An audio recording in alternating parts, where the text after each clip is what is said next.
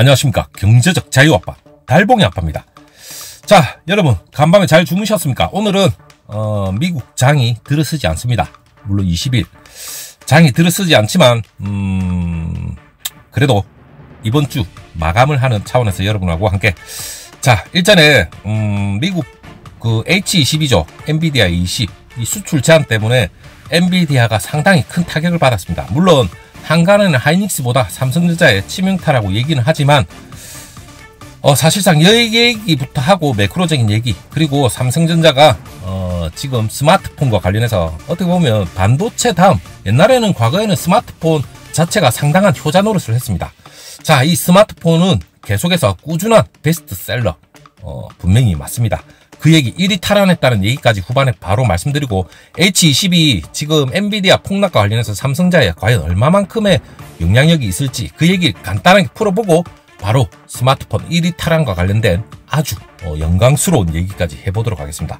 자, 도널드 트럼프 행정부 엔비디아 H20 칩의 중국 수출을 제한을 했죠. 그렇기 때문에 엔비디아가 물론 국내 반도체 종목들도 일제히 하락을 했는데, 자, 한간하는 SK 하이닉스보다 삼성전자에 더 큰 타격을 입을 것이다. 그런 더러운 얘기까지 나오고 있는데, 일단 전문가들도 국내 기업 중에 H20에 사용되는 4세대 고대역 메모리죠.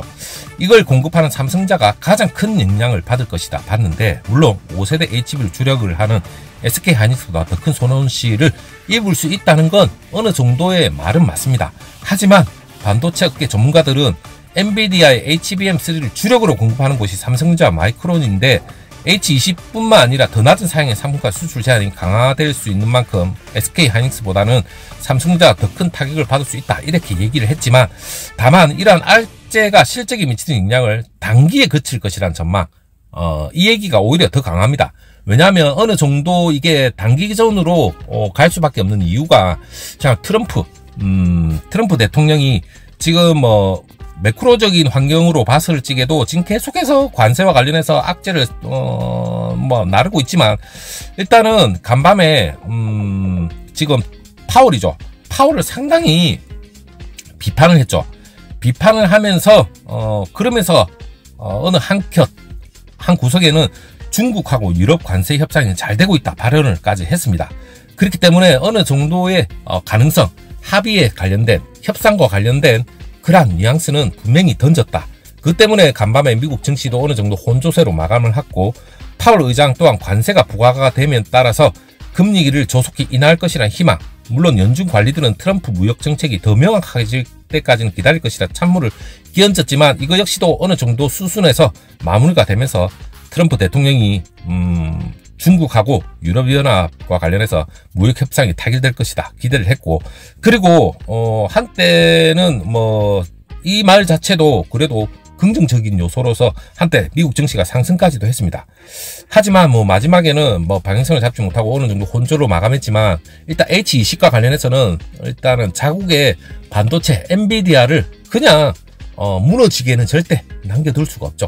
이러한 수순이 협상과 관련해서 같이 마무리가 되면 이거 역시 지금 2분기, 3분기, 4분기에 접어들면서 중국과의 또 극적인 협상, 그러한 통화로 인해서 어느 정도의 마무리 수순이 되면서 다시 한번 증시와 관련해서는 긍정적인 요소로 다시 한번 되지 않을까. 물론 언론에서는 이렇게 막 떠들어 새끼 사더라도 여러분, 이거는 이미 지나간 겁니다. 지나간 거고, 이게 장기전으로 갔을 때 1년, 2년, 3년 이렇게 절대 못 가죠. 그럴 때 문제가 되는 요소다, 이래 생각을 해보시면 될 것 같아요. 자, 그렇다면 지금 제가 여러분한테 말씀드릴 게 뭐냐면, 자, 이게 우리가 작년 4분기죠. 4분기에 스마트폰이 1위를 사실상 애플한테 뺏겼습니다. 하지만 지금 보면 다시 한번 1위 탈환을 했다는 게, 삼성전자가 시장 조사기관 카운터포인트 리서치에서 얘기가 나온 게 지금 1분기죠. 2025년 1분기 글로벌 스마트폰 시장 점유율에서 20%대, 그리고 IDC에서 19.9%, 카날리스에서 또 20%. 자, 총 6,100만 대 안팎의 출하량을 기록을 하면서 선두에 다시 올랐다. 상당히 긍정적인 요소죠. 지난해 4분기 16% 내외로서 애플한테 1위 자리를 뺏겼습니다. 좀 어떻게 보면 잘 가다가 좀 굴욕이 아닌 굴욕. 물론 애플이 4분기 때는 어느 정도의 긍정적인 요소가 분명히 있었습니다.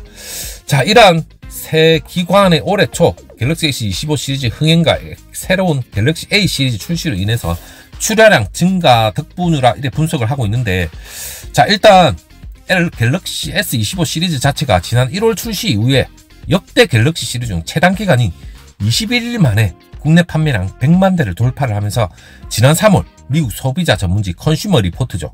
여기에서 그리고 영국, 이탈리아, 스페인 여러 유럽 7개국 소비자 연맹지의 스마트폰 평가에서도 1위를 차지하면서 전 세계에 선전을 했었습니다. 자, 애플 물론 새 기간 조사에서 18에서 19 점유율로 2위를 기록했지만 출하량은 5,800만 대 내외입니다. 물론 눈에 띄는 점은 전년 동기 대비 점유율 변화인데, 자, 여기서 뭐 왔다 갔다 할 수는 있겠지만 뭐 이건 크게 여러분들 신경 쓸 필요는 없고, 일단 눈에 띄는 건 중국 업체 중에서는 샤오미, 얘네가 유일하게 두 자릿수 점유율로 시장 3위에 유지했다는 게, 일단 새 조사 모두 샤오미 점유율도 14%, 출하량 4,200만 대.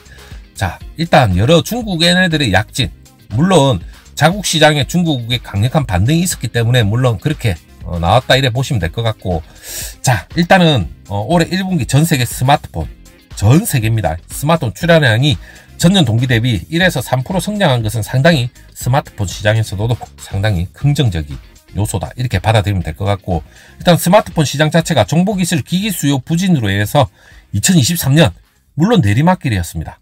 내리막길이었지만 지난해부터 어느 정도 회복세에 접어들었다는 건 상당히 긍정적인 요소다 이래 바라보시면 될 것 같아요. 자, 그리고 이번 1분기죠.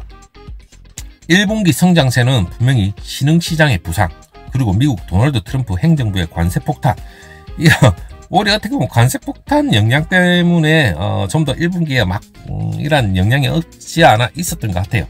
자, 인도나 라틴 아메리카, 동남아 시장이 점점 계속해서 커지고 있고, 트럼프 행정부의 상호 관세 발표에 앞서서 제조업체들이 어떻게 보면 전략적으로 생산 일정을 앞당기고 미국 시장으로 출하량을 대폭 늘린 결과라 보고 있지만, 일단은 전체적으로 늘어난다 이래 보고 있고, 제일 중요한 건 제가 눈에 띄는 거는 인도의 거대 시장, 라틴 아메리카나 동남아 시장이 계속해서 커지고 있기 때문에 이 스마트폰 시장 역시 삼성전자는 또 폼팩터 기술 하면 또 최고 아닙니까? 그렇기 때문에 이 뭐 폴더블 플립, 그리고 폴더블 폰이나 플립 이쪽과 관련해서도 지금 애플 역시도 함께 가세를 한다니까 이 시장 역시도 새로운 혁신으로서 점점 커지고 있는 시장이기 때문에 앞으로 스마트폰 삼성자가 1위를 계속해서 탈환을 하면서 계속해서 유지를 해나가는 것도 상당히 어렵지만 그래도 긍정적인 게 더 많다 이래 보시면 될 것 같아요. 자, 일단 뭐 매크로적인 게 어느 정도 긍정적인 트럼프의 주둥이에서 나왔고, 그리고 H20과 관련된 여러 불확실한 그런 불안한 요소가 없지 않아 있었지만, 이거 역시도 관세와 관련된 게 안정이 되면 어느 정도 이거 역시도 수그러들지 않을까 생각을 해봅니다.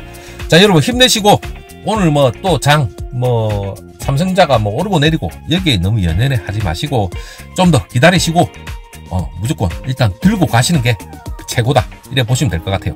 자, 힘내시고 오후에 급한 정보가 나오는 대로 여러분하고 함께 공유해 보도록 하겠습니다. 여러분 고맙습니다.